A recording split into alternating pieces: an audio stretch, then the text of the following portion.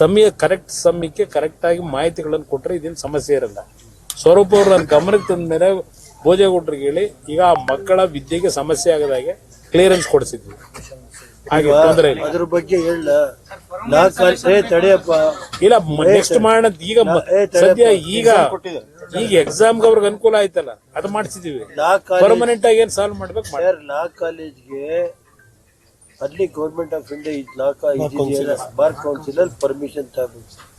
ನಾನೇ ನನ್ನ ಸಮಿತಿ ಅಧ್ಯಕ್ಷನಾಗಿ 3 ಸಾರಿ ಮಾಡಿ ರಿಜಿಸ್ಟ್ರಾರ್ ಇವ್ರನ್ನೆಲ್ಲ ಕರೆಸಿ ಅನುಮತಿ ಕೊಡಿಸಿದ್ದೆ.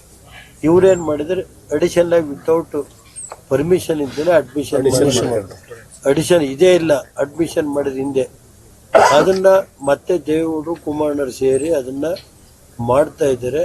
ಅದನ್ನ ಯಾಕೆಂದ್ರೆ ಇದೇ ರೀತಿ ಒಳಾಂಗದಲ್ಲಿ ನಾವು ಮಾಡ್ಬೋದಾಯ್ತು. ಇವತ್ತು ರಾಜ್ಯ ಸರ್ಕಾರಕ್ಕೆ ಹಲವಾರು ಸಾರಿ ನಾನೇ ಪತ್ರ ಬರೆದಿದ್ದೇನೆ. ಲಾ ಕಾಲೇಜ್ ಇರ್ಬೋದು, ಇದು ಈ ಕಾಲೇಜ್ಗಳು ಇವತ್ತು ಲೆಕ್ಚರರ್ಸ್ ಇಲ್ಲ. ಇವತ್ತು ಪಾರ್ಟ್ ಟೈಮ್ ಲೆಕ್ಚರರ್ಸ್ ಕುಮಾರಸ್ವಾಮಿ ಅವರು 250 ಕಾಲೇಜ್ ಕೊಟ್ಟು 4800 ಜನ ಟೀಚರ್ಸ್ ವಿತ್ ಇದು ಮತ್ತೆ ಬಿಲ್ಡಿಂಗ್ಗಳೆಲ್ಲ ಕೊಟ್ಟು ಅವತ್ತು ಮಾಡಿದ್ರು. 1600 ಹೈಸ್ಕೂಲ್ ಇರ್ಬೋದು, PU ಕಾಲೇಜ್ 2000 ಚಿಲ್ಲರೆ ಲೆಕ್ಚರರ್ಸ್ ಕೊಟ್ಟರು ಸರ್.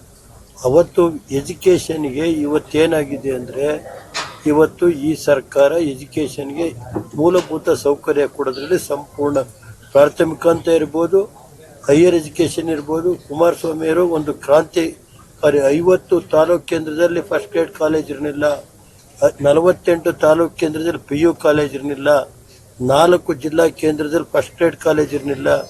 ಬೆಂಗಳೂರಿಗೆ 8 ಕಾಲೇಜ್ ಕೊಟ್ಟರು, ಮೈಸೂರಿಗೆ 4 ಕಾಲೇಜು. ಒಂದೊಂದು ಮಕ್ಕಳುಗಳು ಬಡವರ ಮಕ್ಕಳು ಓದಲಿ ಅಂತ ಅಲಾಂಗ್ ವಿತ್ ಬಿಲ್ಡಿಂಗ್ ಮತ್ತೆ ಮೂಲಭೂತ ಸೌಕರ್ಯ ಮೇಸ್ಟುಗಳನ್ನೆಲ್ಲ ಮಾಡಿಕೊಟ್ಟಿದ್ದಾರೆ. ಮತ್ತೆ 2019ರಲ್ಲಿ 17-18 ವರ್ಷದ ಕತೆ. 2019ರಲ್ಲಿ ಮತ್ತೆ 5,000 ಕೋಟಿ ಕೊಟ್ಟಲ್ಲ. ಆಮೇಲೆ ಇನ್ನೊಂದು